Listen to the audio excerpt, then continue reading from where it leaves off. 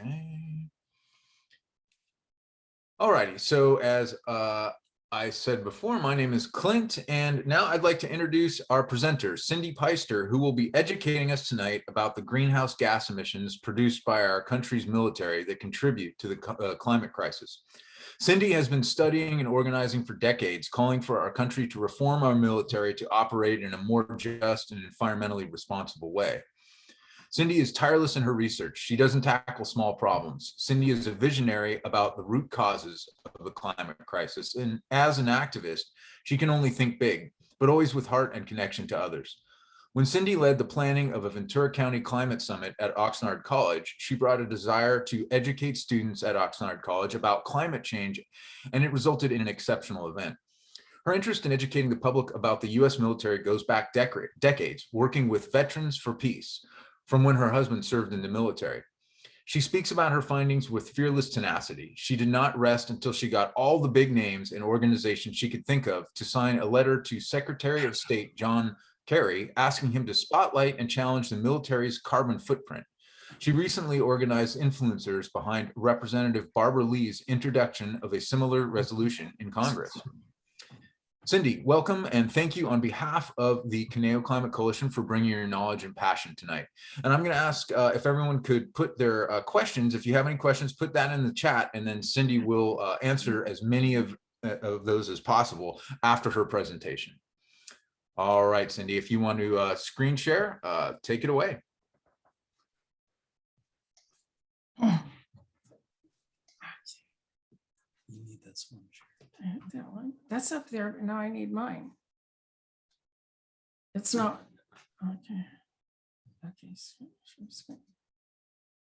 Okay. So we'll have this worked out in 1 minute, folks. And then. Okay. All right. Hi, everybody. Hi. Can you see? Are you seeing? Yes. Yes. Okay, let's see. All right. Okay. Well, thank you for that introduction, and I really appreciate it. And I really appreciate Conejo Climate organization. We've been trying to pull this up for a while now, and I just appreciate the effort that went into that, and I thank you all for coming out.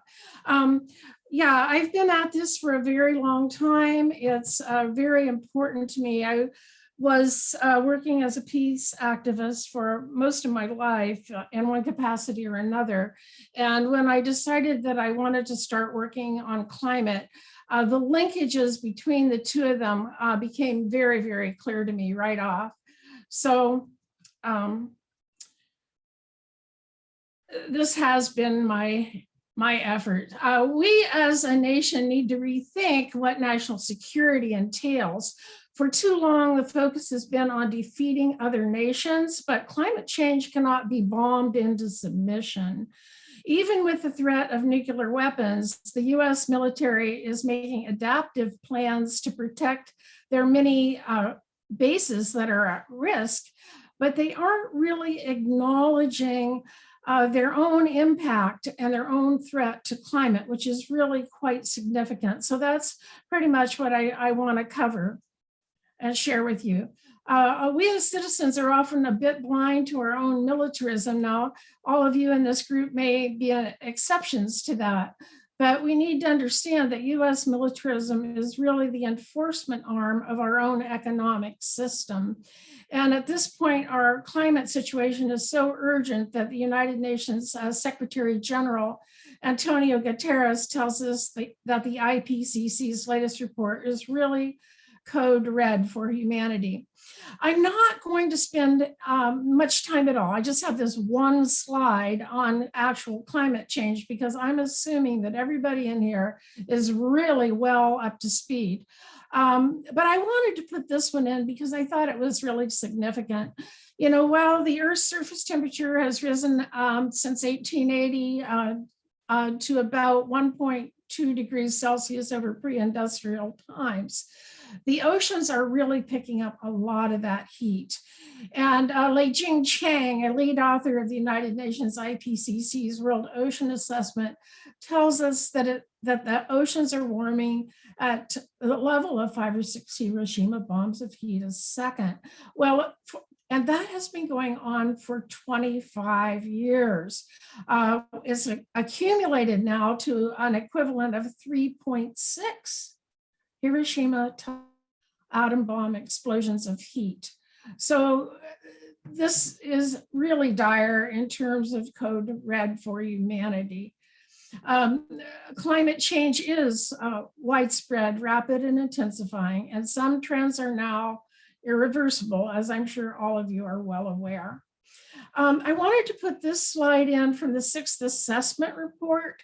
You can tell by looking at it, there's a little break in the lines there about where we are now, maybe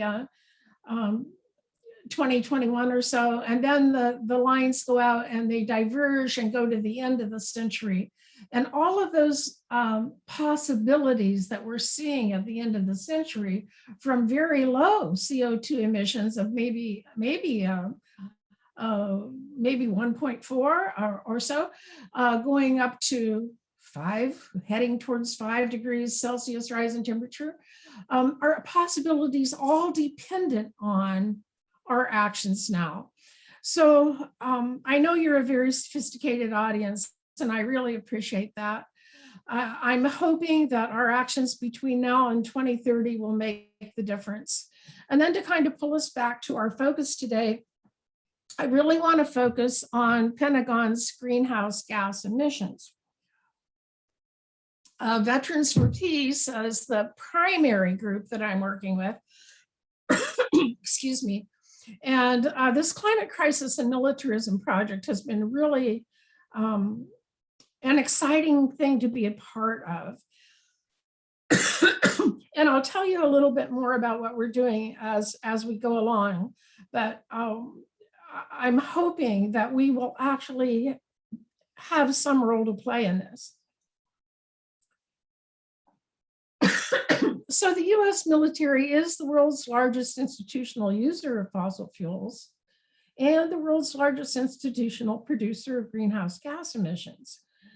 But it's been the elephant in the room in a lot of climate groups that just are leery to address militarism. It hasn't been well known, although I think the last few months are turning that around.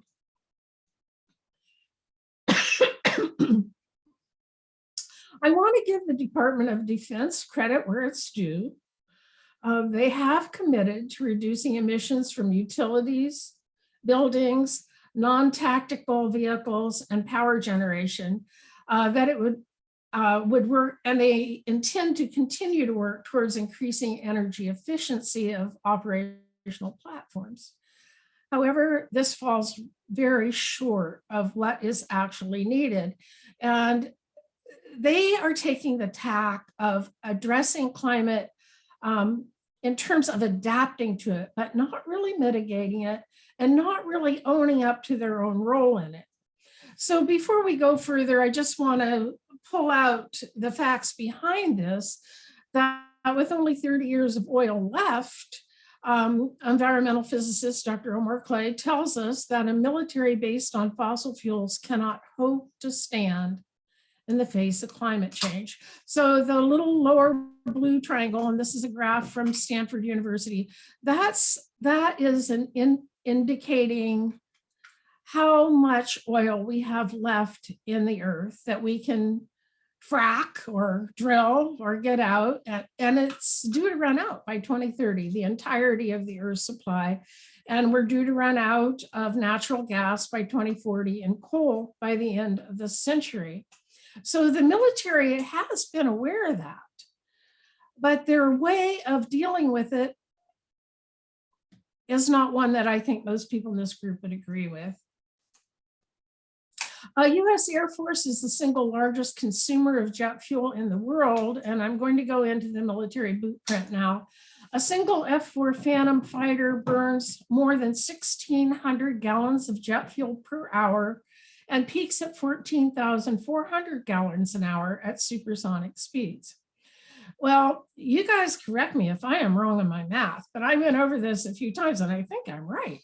1 hour's worth of F4 gas at supersonic speeds would be enough for me in my little Prius that gets about 40 miles to the gallon. It would be enough for me to drive 4 times around the circumference of the Earth. And then, if there was a road to the moon, take a trip to the moon and back. That's how much one jet, F4 fighter, can use in a single hour.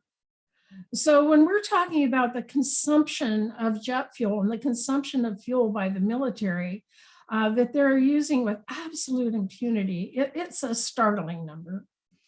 Then, of course, the military blueprint includes extractive industries.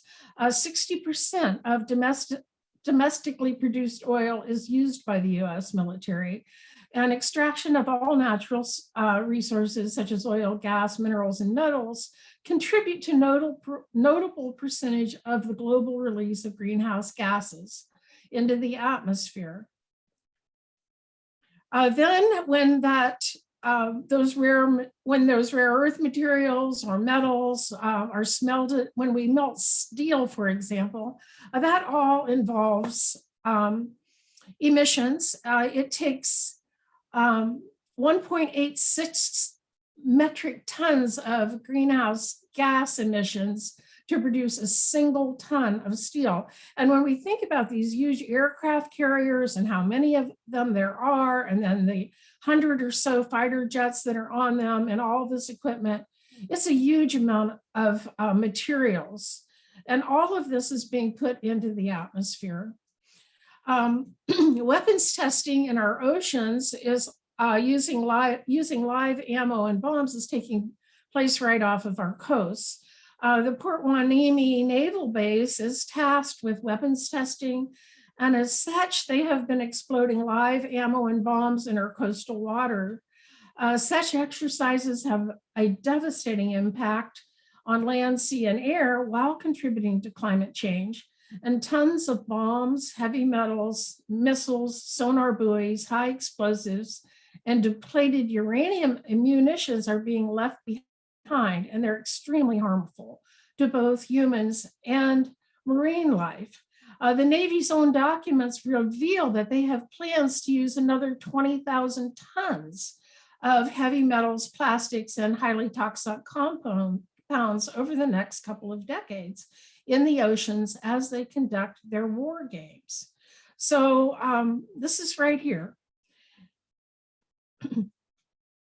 And then the military blueprint includes nuclear weapons. The stockpiles make us more vulnerable to climate catastrophe as the climate, Earth's surface temperature and the climate situation continues to worsen and destabilize across the planet. But there's also risk from climate to these stockpiles. Exactly what could happen there, I'm not sure.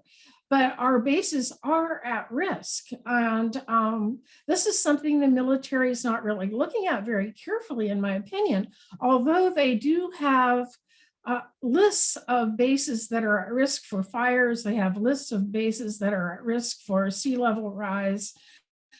I don't see what they have in place to protect us from any sort of degrading of our warheads.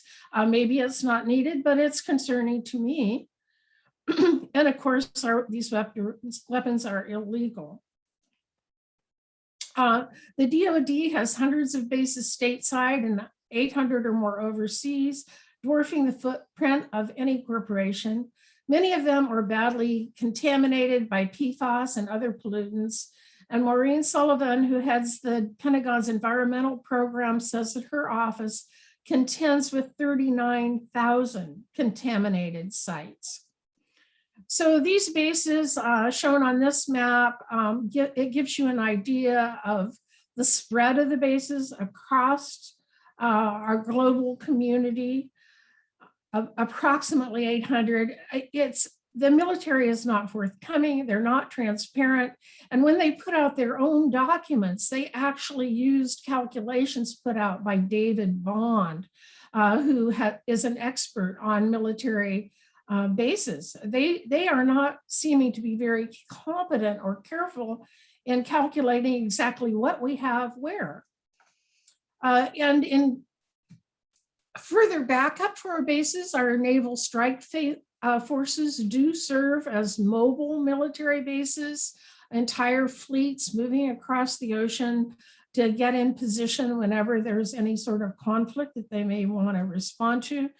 And as military strategies and equipment evolve, this aspect of warfare is becoming more fragile with the development of drone warfare, miniature drones, where whole swarms of drones may be able to drop bombs on these mobile military bases. We're heading into unknown territory. The blueprint includes a heavy resource demanding space force, and U.S. warfighters have become heavily dependent on orbital assets for sensing and connectivity and a host of other functions when they're in the fields. They're using their computers to guide and direct where they want to fire. As we go forward with the Space Force, the rocket fuel itself could become a problem. And we know that other nations, Russia and China, are developing ways of degrading US space systems in wartime, everything from jamming to cyber intrusions to kinetic attacks. And we here in the United States have already developed our first wartime weapon, a jammer.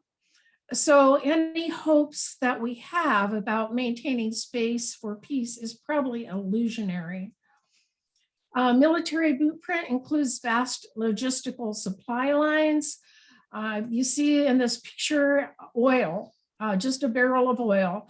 In the future and in these past wars, it's been our logistical responsibility to provide the troops wherever they are, with whatever they need, whenever they need it.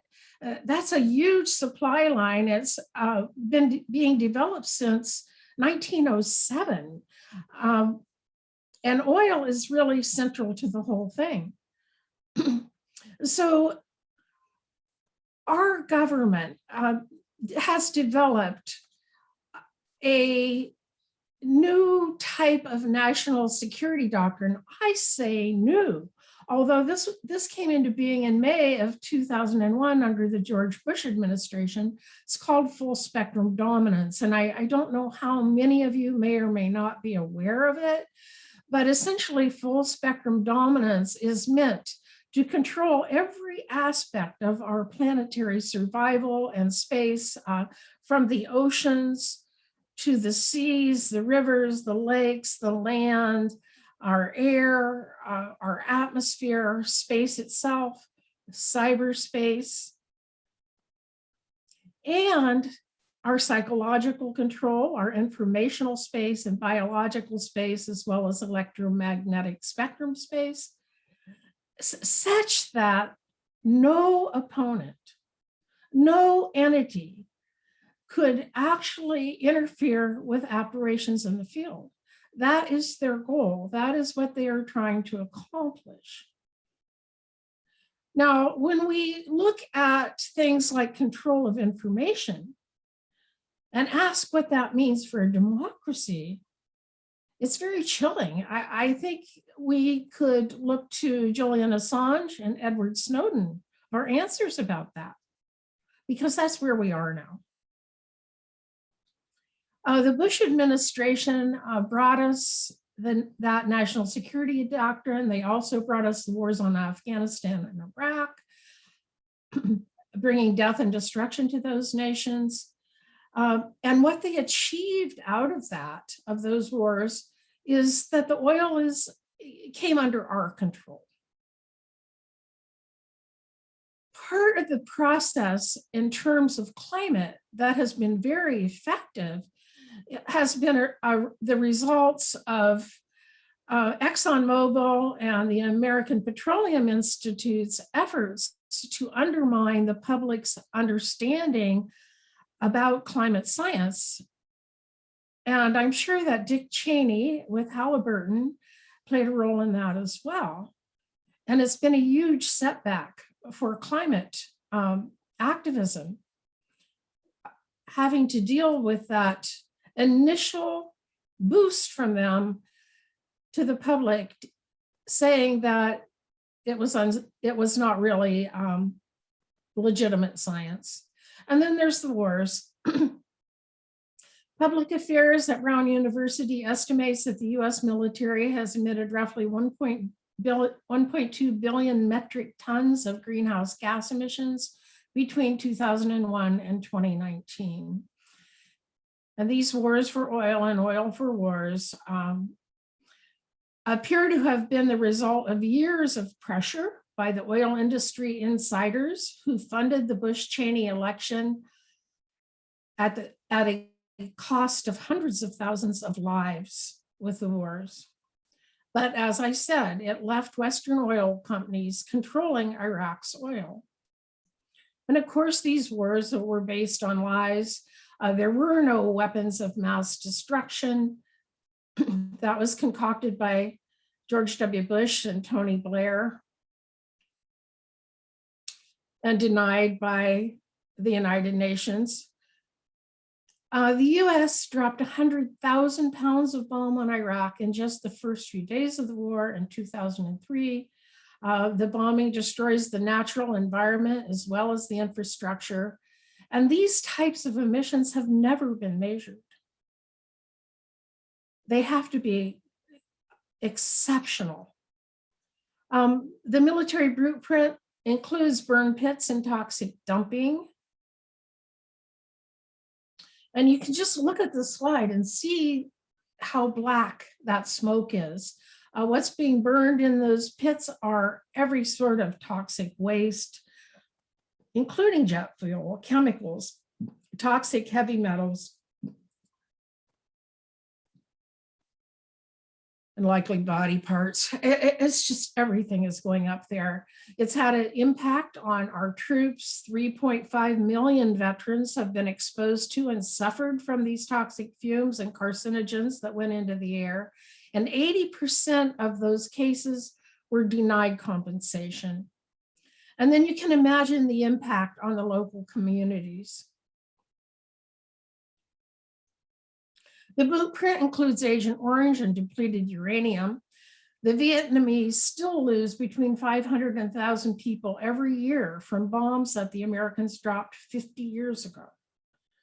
Agent Orange, the defoliant that was used in Vietnam to kill the vegetation and trees, has had an impact on climate, as thousands of trees across that nation were destroyed, no longer able to mitigate climate by absorbing the CO2.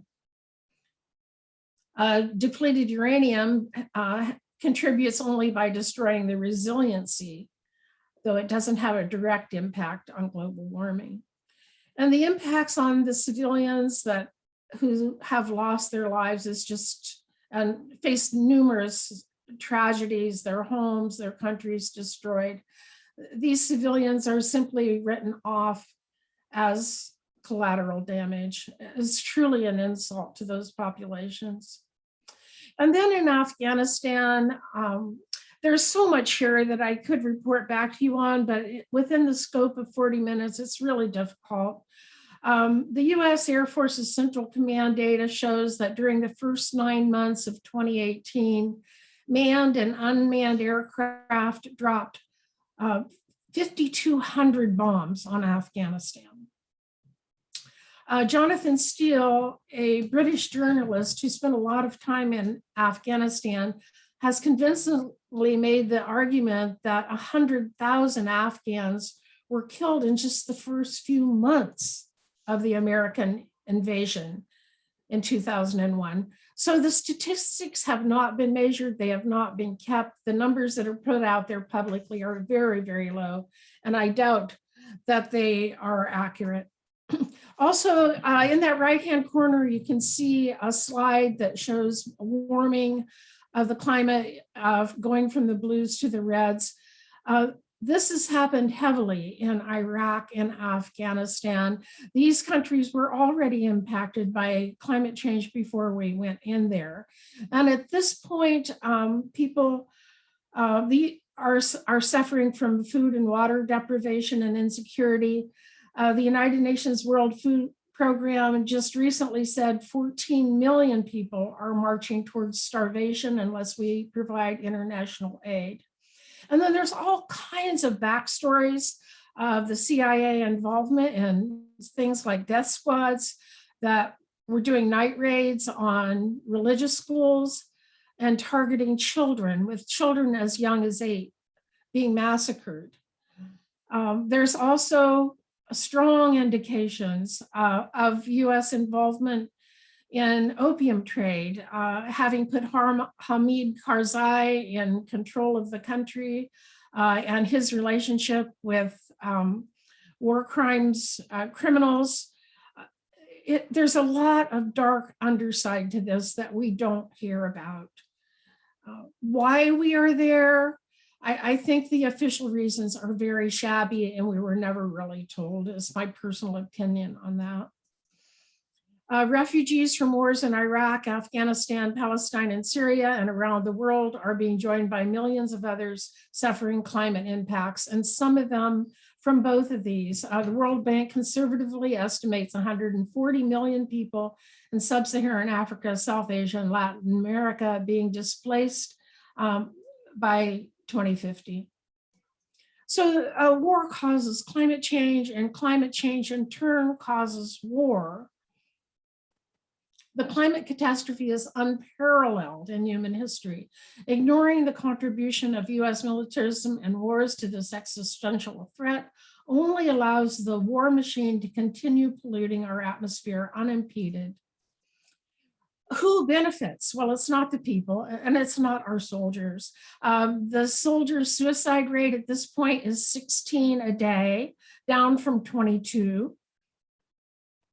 And they are not counting the numbers of our soldiers that are committing suicide once they return to the country. Things that have happened in these wars in Fallujah,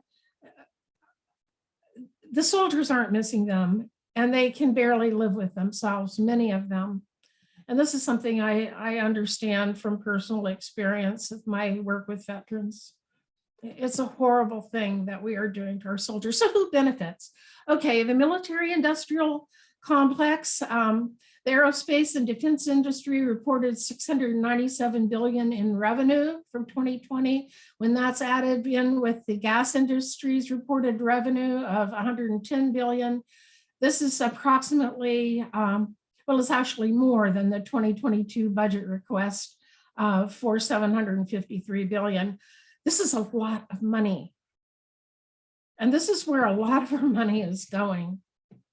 And it's also having an impact on maintaining and continuing the war effort to bring in these profits. And the effort has been hidden as much as possible. The DoD has lied and purposely hidden military fuel usage from Congress. The US negotiated for military emissions to be excluded from the Kyoto Protocol. And then Edward Snowden in 2014 released records showing that the NSA had been spying on COP delegates in 2009 with a determined effort to undermine climate negotiations. So what are we going to do? Well, one thing that Veterans for Peace did is something that Jan and Clint mentioned in the intro, and that is Veterans for Peace we gathered signatories across the United States and internationally in support of the United States taking action to reduce and report its own military emissions. We wrote this letter, a very bold letter to John Kerry, and our veterans met with his staff. We're hoping this year that we may be able to have our vets meet face-to-face with Kerry.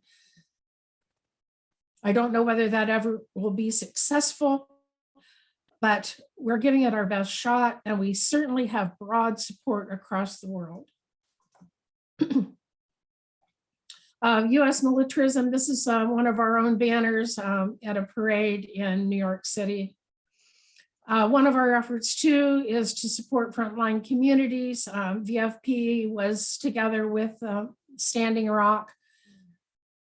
And I'm sure this group is very well aware of all of those concerns. 60% of all US domestic oil production is used by the military. We have to keep that in mind, and we must allow our indigenous populations to move forward with their lives untrammeled by this effort to get the fossil fuels out of the ground and moving. And frontline communities also include people of color. Recruitment often targets low-income communities of color, while promotions favor whites. And our low-income communities and communities of color, as we all know, have been disproportionately targeted as sites for heavy pollution industries, and the DoD has been guilty of that as well. Daniel Ellsberg tells us that in the face of imminent climate catastrophe, that our 700+ billion military budget is untenable. We can't do both. The cost of shifting US power grid to 100% renewables over the next 10 years is $4.5 trillion. We're making decisions annually, and we must revise how we manage our national budget. More than 50% shown here in the 2019 budget went to the military, with much of those slots on the other side, such as the VA, intelligence agencies, and energy, DOE, that we share responsibility for nuclear weapons, who would more appropriately be on the blue line. Last year, we had more than 22 serious billion-dollar weather and climate disasters, and they're getting worse each year. Our youth are going to be faced with this. We've got a $26.7 trillion deficit. It's probably grown since I made this slide. So they're going to be stuck dealing not only with climate, but with this huge deficit. And then the Pentagon itself has not passed an audit ever. The first one was conducted in 2018. There was another one recently that they failed to pass. They seem to be operating without any constraints. So when we look at COP26, we see Biden, we see Kerry, a lot of the things that they are seeing appear at one level to be efforts to move forward, and they can get some credit for that, but they absolutely are not addressing the military emissions. There's so much more that needs to be done. In the COP event this year, we heard from nations that will not survive our current levels of action, which must be upgraded. This threat, this quote here from Tuvalu says that the science is predicting what we're projecting will not allow their nation to survive. And then there was the wonderful, wonderful quote from Ugandan delegate Vanessa Nataki, calling out the fact that there were 500 individuals out of the 40,000 delegates at COP26 that represented the oil industry. Now, how does this happen? That's more than the number of delegates from the indigenous communities. It's more than the number of all 8 of the nations most affected. And it seems to be reflected in the actual outcomes of what the COP gave us.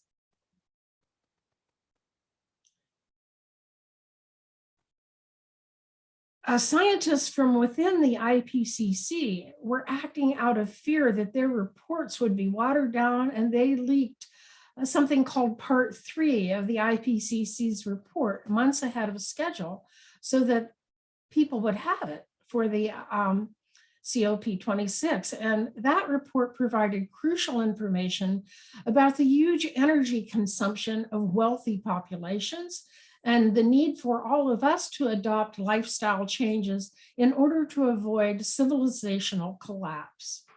Additionally, Greenpeace UK reported that more than 30,000 leaked files show corporations and nations, including petrostate Saudi Arabia and OPEC, have pressured the IPCC to focus on potential technological solutions and exclude language calling for phasing out fossil fuels.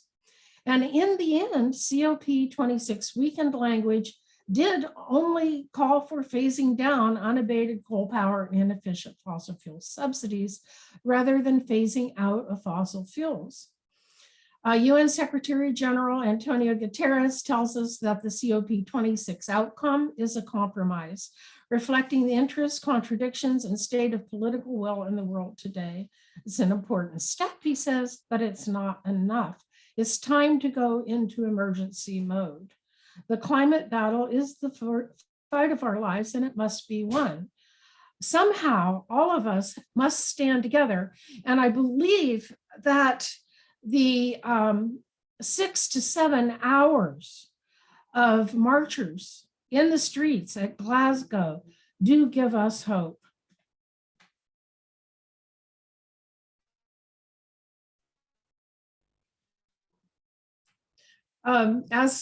As I said before, the U.S. military is the world's leading institutional user of fossil fuels, and VFP has really been working on this. We were very fortunate to have a wonderful member of our group write a brilliant piece of legislation that Barbara Lee agreed to lead and head up, and that has been introduced. She introduced it in conjunction with the opening of COP26 in Glasgow, and immediately was able to garner some 26 sponsors.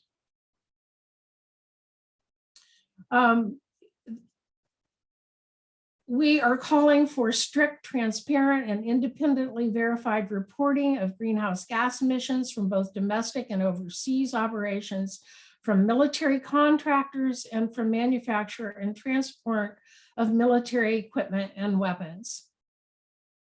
We were really fortunate that Food and Water Watch and Greenpeace agreed to sign that resolution to help support its introduction to Congress.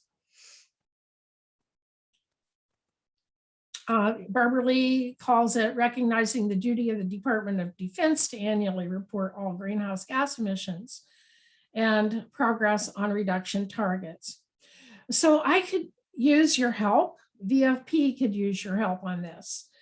What we are trying to do at this point on our website, and I'll put the website on the screen as my final slide, is have people contact their own legislators and ask them to please sign on, to get them to sign as sponsors on that.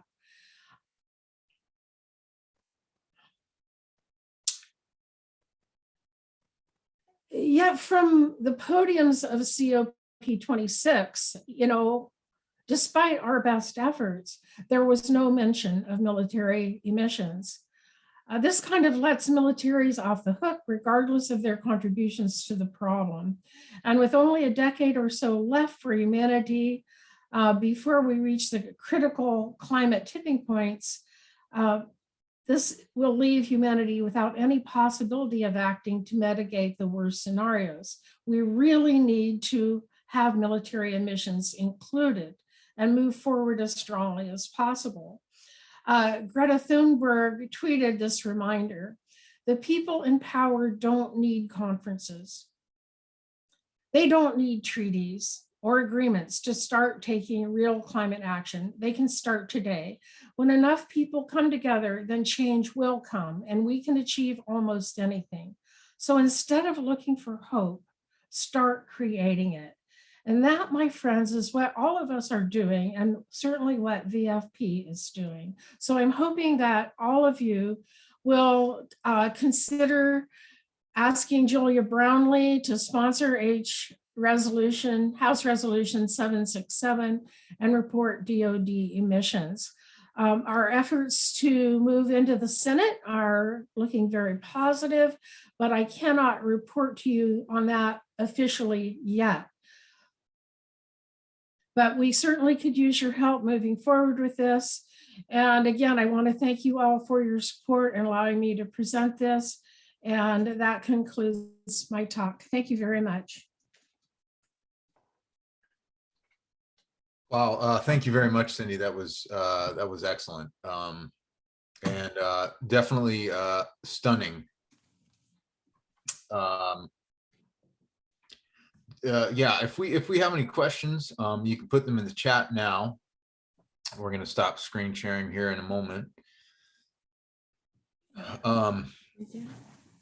Or if anyone just wants to raise their hand or speak out, you can do that as well. I have a question. Yeah. Cindy, thank you so much. That was so informative and really hard stuff, really hard to hear. But we need to know those things. So I appreciate you bringing it to our attention. I'm curious if there's any other nations that you can point to that are actually having to disclose emissions to their own governments. Have you looked into that at all? Is there anywhere else in the world that's doing that? At this point, it's not happening, but there's a lot of pressure within the UK to have that happen. I don't know about any other nations other than the UK that are actively working on that, but we will be pursuing that course of action. VFP is planning to revamp our climate crisis and militarism page or pages on our website to make it more international in its outreach. And we have had wonderful support. So I just don't know going forward how many countries will be successful in making that happen. But I think if we are able to be at all successful with the United States military, it'll be probably almost a miracle. But just making that effort, I'm actually the one who was in touch with these people internationally and domestically to get them to sign that report. And I have to say, the enthusiasm domestically and internationally for people to hear that U.S. veterans and others within the country, their supporters, were standing and calling this out was very inspirational to them. They were very enthusiastic about signing that and being part of that effort. I don't know that that fully answers your question, but it's the best I can do at this moment.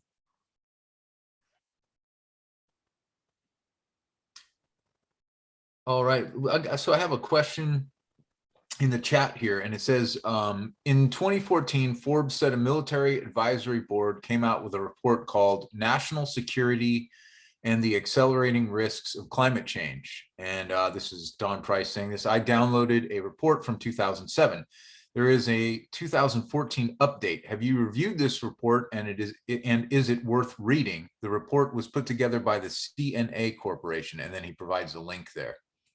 Yeah, I have reviewed that report, and you guys, you have to understand, I have read so much stuff at this point that I don't even remember exactly what is in that report, but I did think that it was very worthwhile. You know, I learned something from all of them, but if you know anybody that has a lot of free time, I have hundreds and hundreds of articles that I need and reports like that I need to try to catalog so that I can find them again. They're all on flash drives everywhere. So it's typically easier for me to re-look for it than to look at my own files. But I do appreciate some of the things that come out of Forbes, and I'm sure that this is one of them. I don't specifically remember it. I could look it up right now, but I think that these reports are very worthwhile to look and see considering the amount of time that goes into investigating and for them to put out their opinions on this. All right, and Kat just put the website for the presentation in the chat. I'm also going to put, is it okay if I put your email address in the chat there? Oh, Cindy? sure. Yeah, sure. Okay. And thank you for putting that in the chat. I appreciate it. The website. You might really find the website useful. It has a lot of information on it. And one thing I appreciate about Veterans for Peace, Climate Crisis and Militarism Project, I mean, I do work with other groups. I'm still with Unitarian Universalists for a Just Economic Community, and I'm also with Women's International League for Peace and Freedom's Earth Democracy Committee. But at this point, VFP is the organization that's really focusing on this particular aspect, which I took an interest in 2018. So it's the one I'm most closely aligned with in terms of my own work at this point.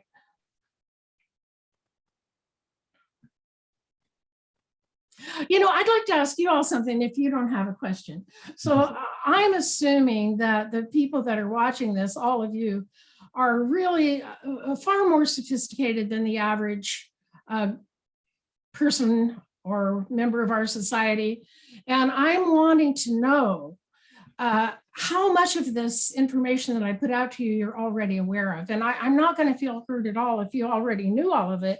It makes me happy that you do, but I would like to get some sort of sense about how much each of you may have already known and what was new to you. Anyone can just go ahead. Yeah. It was all mostly new to me. To be honest, I'm sad to admit that I never even really thought about military missions. So I think it's really critical that you're elevating even just that conversation. Oh, thank you, Kat. That was Kat. That was you. Yeah, thank you very much. It's important for me to know and understand. I would say that I was aware that the military was an outsized contributor to climate change, but until I saw your presentation, and this is actually the second time I've seen it, I had no idea to the extent. I was also aware of the motivations for our wars in terms of feeding the industrial military complex, but your presentation is extremely enlightening. Thank you. Oh, thank you. I see Dawn has written a note in the chat, lots of good information, but I was impressed years ago that the military seemed way ahead of the rest of the federal government. Well, you know, all during the Trump administration, the DOD is on this. They know, and part of the reason they know, and you may already know this yourself, Dawn, is they've got bases that are seriously at risk and have been for many years. For example, Norfolk, Virginia has been at risk for a very long time. So they're dealing with it. And they're also dealing with our allies across the world that are needing help in the face of climate catastrophes. And I almost look at it, and I don't know if I would be speaking out of turn. I don't know if VFP would support this or not, but to me, it looks like triage in terms of who we choose to support with our climate rescue missions. And so they're very well aware. They have never advertised it. They don't really let the public know what they know, but I have seen some very alarming reports from the DOD. One of them was drafted as early as 2003. With the brevity of what time we have here, I didn't include it, but it had an alarming projection from 2003 suggesting that by 2020, the United States would have to have troops on our southern border to keep out people that were starving as a result of climate change. So they know.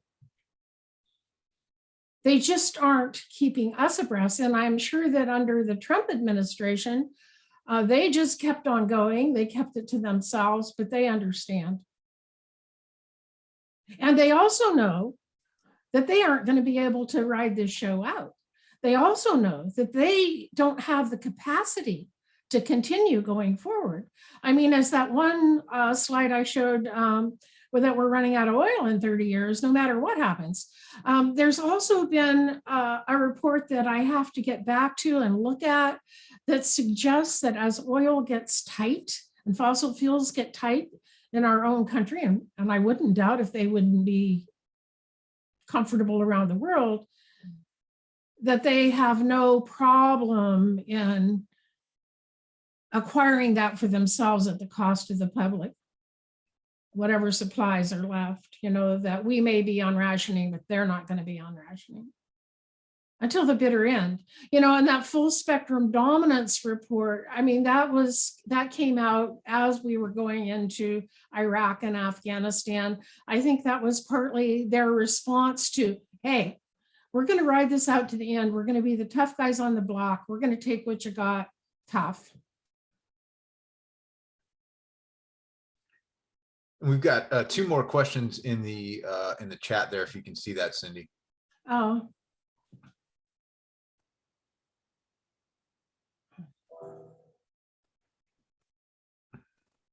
Okay, it's my point of view that the military must be downsized. That's my point of view. And that's the FP's point of view.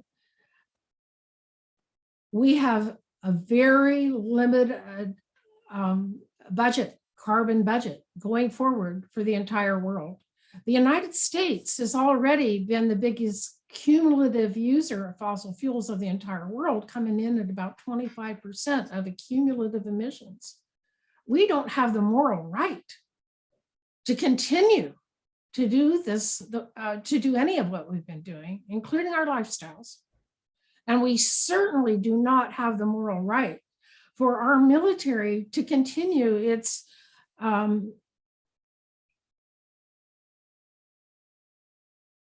destruction of other nations with such impunity. I mean, the death counts are tremendous. We have no moral right. So I mean, yeah, great. Let's do that. Let's get more efficient. But let's cut our budget to them and let's stop these incredible wars. And then there's another question: is this General Motors plans to produce a military prototype vehicle based on vehicles based on the GMC Hummer? So I don't know about that. Let's see, Kat, is that a war fighting vehicle? Do you know? Well, that question was from Dawn, and yeah, the Hummers are those big kind of tank-like SUV type things. So it's a okay. Yeah, like a Humvee. Yeah, okay. So they could use that in a war fighting arena. Well, that's good. Anything that we can do that will benefit reducing our emissions is a good step, of course. But we need to stop the wars altogether, in my view. It's time to move from domination to collaboration. And then there is a war to peace. Yeah. Then there is a question there from Kat, if you can see that as well.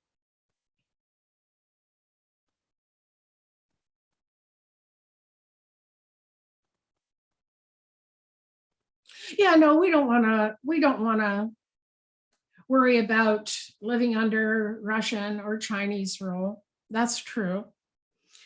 I know a lot of people are really concerned about that. I'm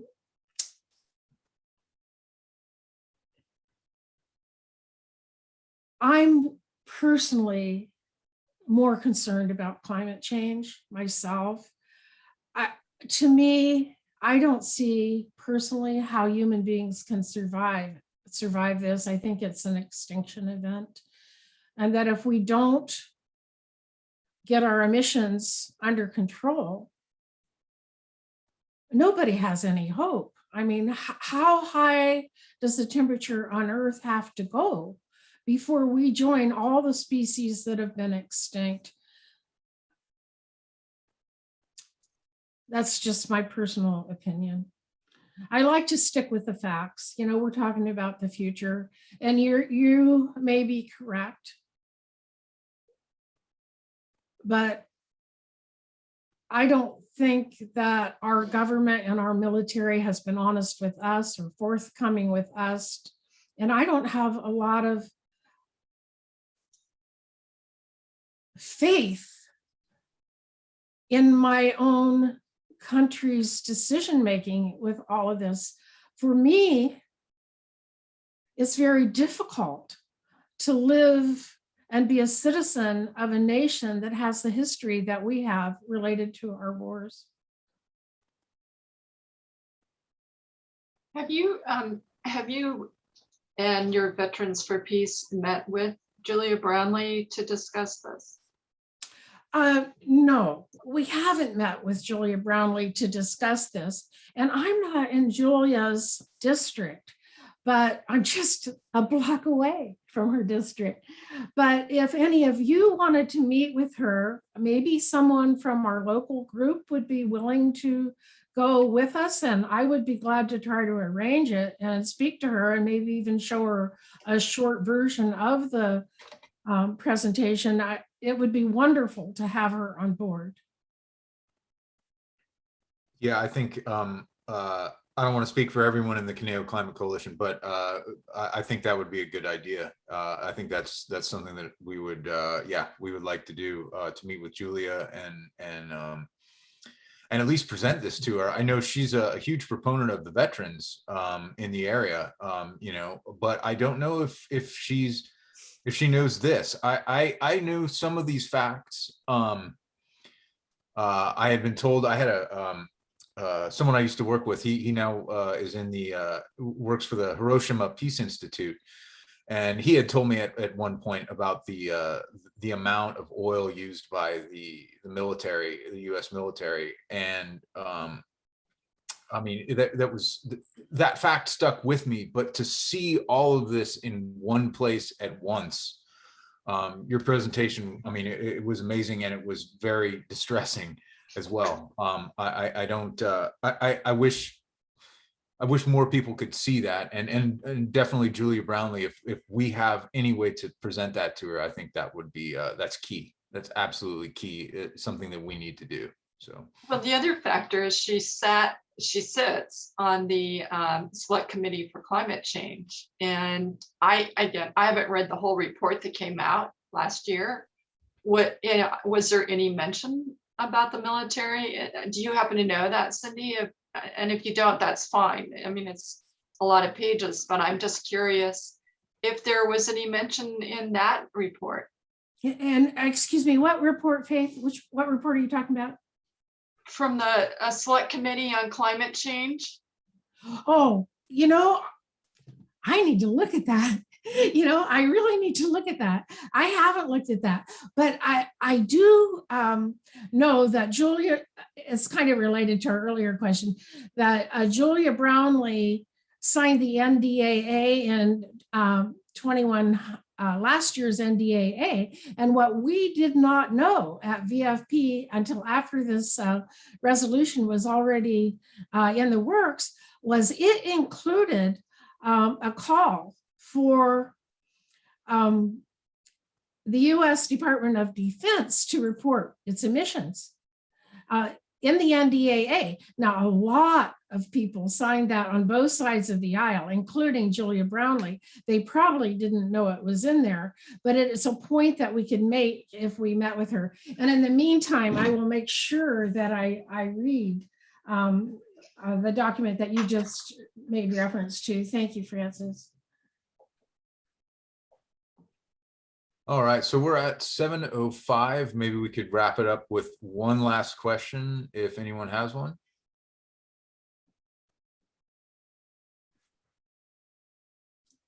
You know, if nobody has, Clinton, if nobody else has a question, maybe maybe Gordon, you could answer this, or all of you could answer, actually, what could I do that would make this talk better?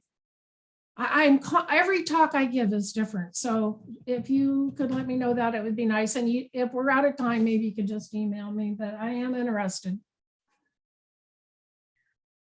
I would like to compliment you on something that I did like about your presentation that I think was really good. I made a note of it in my notes. I appreciated the social maths that you used at the beginning when you talked about how much fuel for powering a jet plane, and then you used the comparison of your Prius. I thought that was really effective. Oh, thank you. Well, it just makes sense to try to figure that out. All I can say, Cindy, is you just got to keep talking, and eventually more people will hear and understand. And I really appreciate you doing this presentation and spreading this word. Thank you. Thank you very much. Thank you all. I really appreciate it. Yeah, absolutely. Cindy, thank you so much. We'll get together and talk about Brandley. Thank you so Yes. much. Okay. Yes, for Bye-bye. sure. Thank you. All right. Take care. Thank you, Thanks a lot. everybody, for attending. You all have a good night. And Thank you. Caneo Climate Coalition, we're all over the internet. Contact us there. And we hope to see you next time. Thank Good you. night. Take care. Thanks Very again, good. Cindy. Bye-bye. Have a great evening, everybody. Bye-bye. Thank you.